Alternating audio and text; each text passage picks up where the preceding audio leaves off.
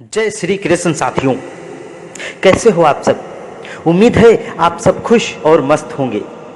साथियों, हमारे YouTube channel Time of Mathology में आपका एक बार फिर दिल से स्वागत है।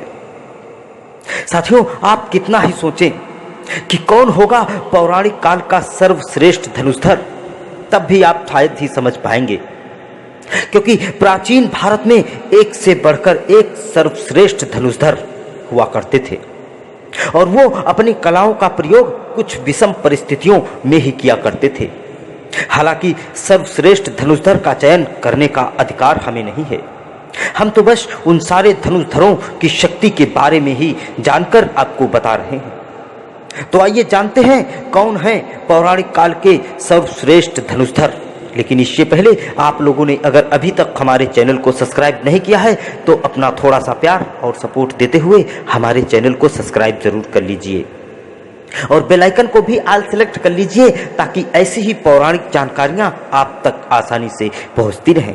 धन्यवाद। नंबर 1, साथियों, संपूर्ण धर्म और विद्याओं की शुरुआत भगवान शंकर से मानी जाती है और उसका अंत भी उन्हीं पर होता है।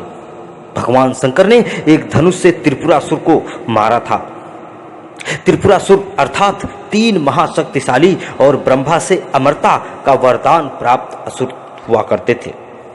शिव जी ने जिस धनुष को बनाया था उसकी टंकार से ही बादल फट जाते थे और पर्वत हिलने लगते थे। ऐसा लगता था मानो भूकंप आ गया हो। यह धनुष बहुत ही शक्तिशाली था। इसी के एक तीर से त्रिपुरासुर की तीनों नगरियों को ध्वस्त कर दिया गया था। इस धनुष का नाम पिनाक था। देवताओं ने राजा जनक के पूर्वज देवराज इंद्र को दे दिया। राजा जनक के पूर्वजों में निमि के ज्येष्ठ पुत्र देवराज थे।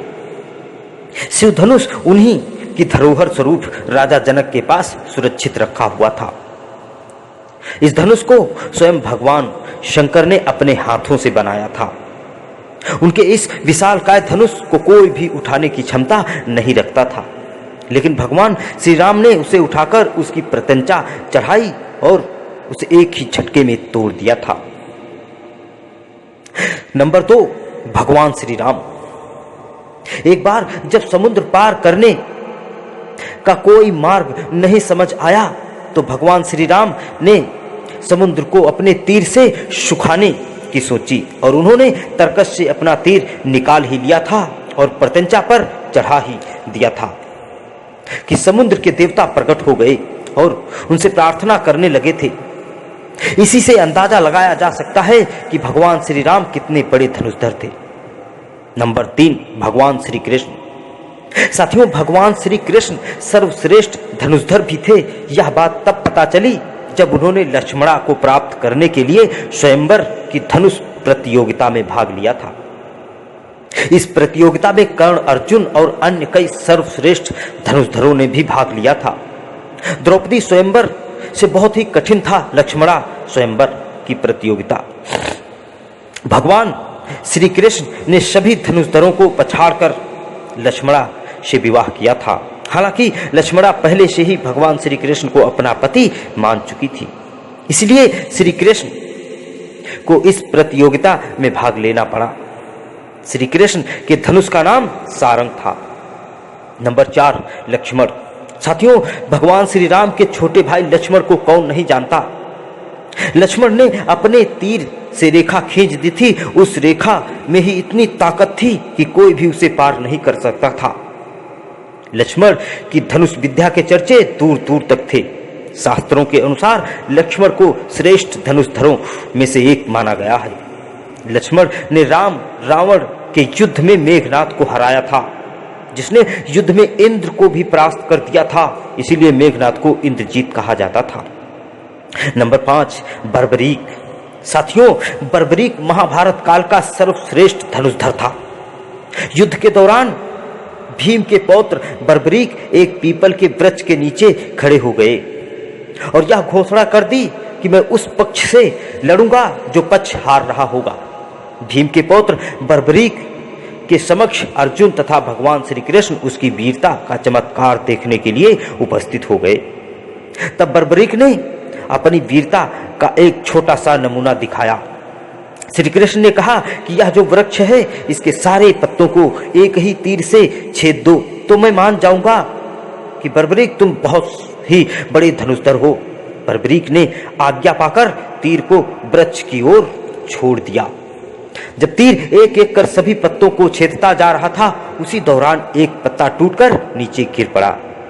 श्री कृष्ण ने उस पत्ते को यह सोचकर पैर से छुपा लिया कि इस पत्ते में छेद होने से बच जाएगा, लेकिन सभी पत्तों को छेदता हुआ वह तीर कृष्ण के पैरों के पास आकर रुक गया। तब बर्बरीक ने कहा कि प्रभु, आपके पैर के नीचे एक पत्ता दबा है, कृपया पैर हटा लीजिए, क्योंकि मैंने तीर को सिर्फ पत्तों को छेदने की आज्ञा दे रखी है, इसके आपके पैर को छेदने की नहीं। उसके इस चमत्कार को देखकर श्री कृष्ण चिंतित हो गए और भगवान श्री कृष्ण यह बात जानते थे कि बर्बरीक प्रतिज्ञावश हारने वालों का साथ देगा। यदि कौरव हारते हुए नजर आए तो फिर पांडवों के लिए संकट खड़ा हो जाएगा, और यदि पांडव बर्बरीक के सामने हारते हुए नजर आए तो फिर वह पांडवों का साथ देगा। इस तरह वह दोनों ओर की सेना को एक ही तीर से खत्म कर देगा। नंबर 6, कर्ण।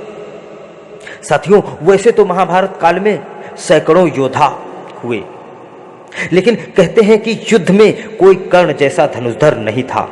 कवच और कुंडल दान में नहीं देते तो कर्ण को मारना असंभव था।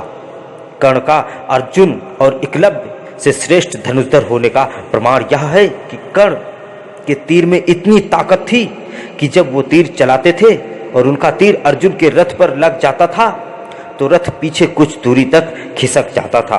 भगवान श्री कृष्ण अर्जुन से कहते थे कि जिस रथ पर मैं और हनुमान जी विराजमान हैं, उस रथ को इस तरह पीछे धकेले जाने से पता चलता है कि कर्ण की धनुष विद्या में कितनी ताकत है।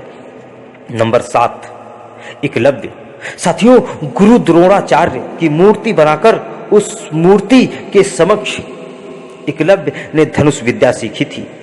गुरु द्रोणाचार्य को जब इस बात का पता चला कि एकलव्य अर्जुन से भी श्रेष्ठ धनुषधर हो गया है, तो उन्होंने एकलव्य से पूछा कि तुमने यह विद्या कहां से सीखी। इस पर एकलव्य ने कहा, गुरुवर, मैंने आपको ही गुरु मानकर आपकी मूर्ति के समक्ष इस विद्या को हासिल किया है। इस बात पर गुरु द्रोणाचार्य ने कहा कि तब तो हम गुरु दक्षिणा के हकदार हैं। एकलव्य यह सुनकर प्रसन्न हो गया और कहने लगा, मांगिए गुरुदेव, क्या चाहिए। गुरु द्रोणाचार्य ने कहा कि तुम जिस हाथ से प्रत्यंचा चढ़ाते हो, मुझे उसी हाथ का अंगूठा चाहिए। नंबर 8, अर्जुन। साथियों, 5 पांडवों में से एक अर्जुन, जिनकी धनुर्विद्या जग प्रसिद्ध थी, गुरु द्रोणाचार्य के श्रेष्ठ शिष्यों में से एक थे। अर्जुन, गुरु द्रोणाचार्य ने अर्जुन को धनुष सिखाते वक्त चयन किया था कि तुमसे श्रेष्ठ इस संसार में कोई धनुषधर नहीं होगा। अर्जुन के धनुष की टंकार से पूरा युद्ध क्षेत्र गूंज उठता था।